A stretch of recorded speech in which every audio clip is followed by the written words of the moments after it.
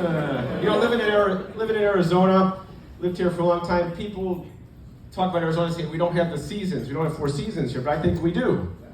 We have warm, we have hot, we have really hot, and I can't wait to get the fuck out of here hot. But then they say it's just a dry heat. You know, just a dry heat. Well, I heard it was so dry and hot last year that all the lakes dried up. Swallow Lake, Bartlett Lake, Cary Lake.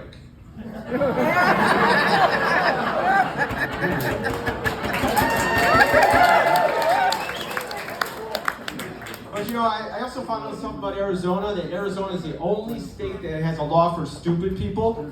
Do you know this? The Arizona Stupid Motorist Law? You know, we have the monsoons, the flash floods, and there's always some idiot that tries to go through and gets stuck, and he has to pay to get saved. Just like the Catholic Church.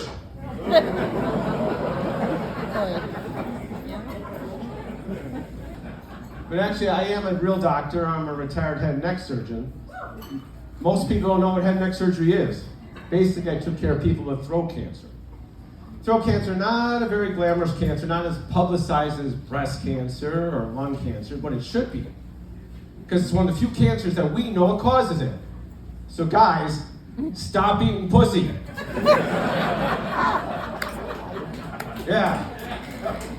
Munching on that box cunnilingus, #1 cause of throat cancer. So you ladies out there, I hope you realize that we're risking our lives for your pleasure. We are. And now that we have this information, how many of you guys out there are going to stop it? That's what I thought. You know, trying to get a guy to stop eating pussy, it's like getting Trump to stop putting on tariffs. It's not going to happen. But if there are any guys that decide to stop and need an excuse, I can write you a doctor's note. See me after the set. I also heard recently there's a new commercial out for throat cancer. It's sort of like this. I have to use this box because I ate a lot of box. Is that too much? I gotta put a disclaimer out there. I recently had an audition for a comedy gig, and the guy told me I need to be more vulnerable. And I said, fuck that, I'm a surgeon. You want vulnerable? Go see a primary care comedian. You know, primary care doctors are more like actors. They sort of just try shit and see what happens.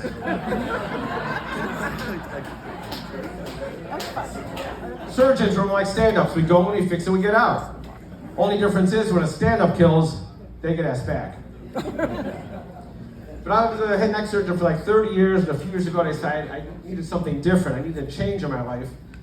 So I decided I needed something with less stress and better retirement.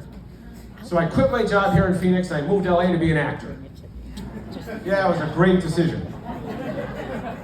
Now I have more stress and no money for retirement, but I can act like I do. Because I found out the secret to being a successful actor in LA. You have to be one of 3 things. You either have to be an ex-addict, an ex-alcoholic, or have a traumatic childhood. And to be an A-lister, all 3. Me, when I was 10, I walked into my parents having sex. Yeah. But that trauma, I think, made me the successful actor I am today. Because recently, you can see my hand in a Shark vacuum commercial.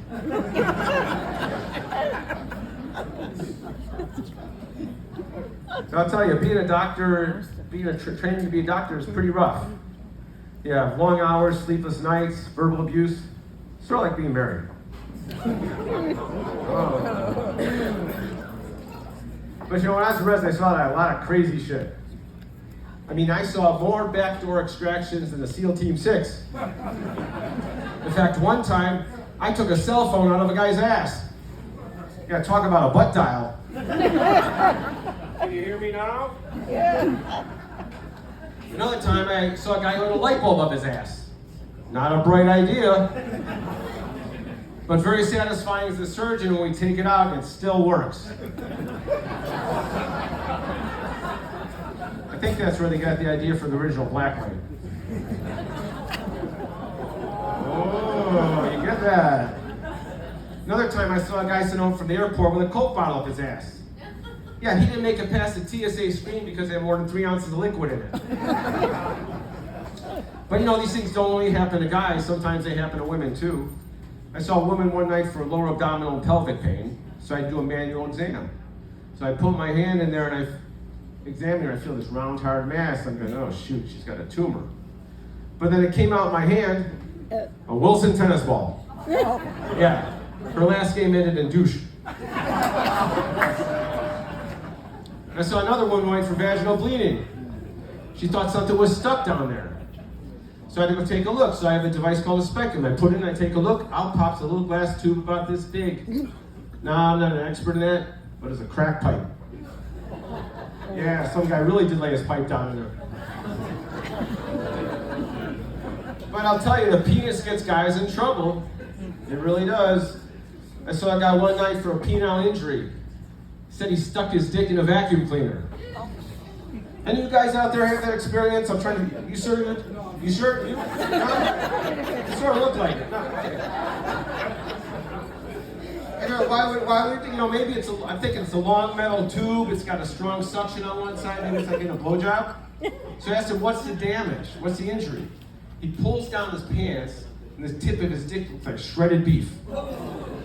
Turns out the vacuum was a shark. But he didn't stick it in that end. You flip the vacuum over, it's got a little blade that runs around. He stuck it in that end. I took him to surgery, fixed him up. I said, next time, try a dustbuster. It's not always the penis that causes problems. Sometimes it's prostate. Prostate's a very important organ in the male body. Controls urination and ejaculation. Problem is, the older you get, the bigger the prostate gets. The bigger the prostate gets, the more often you gotta pee. Sometimes every 1 to 2 hours. So one of the treatments now is Cialis. You know about that, right? You got it, right? Yeah, Cialis. It's a drug for ED.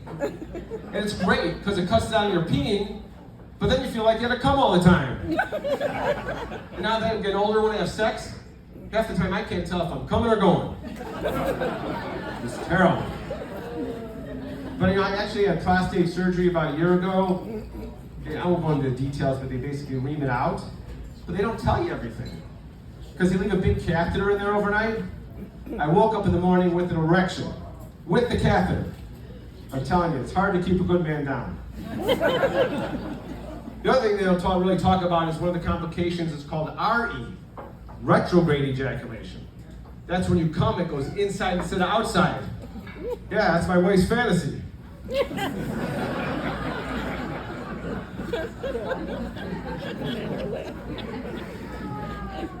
Think about that one.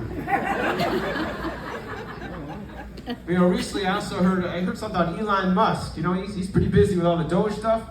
But, Elon Musk and Bill Gates are forming a new company to make ED meds. You know that? They're calling it Elongate.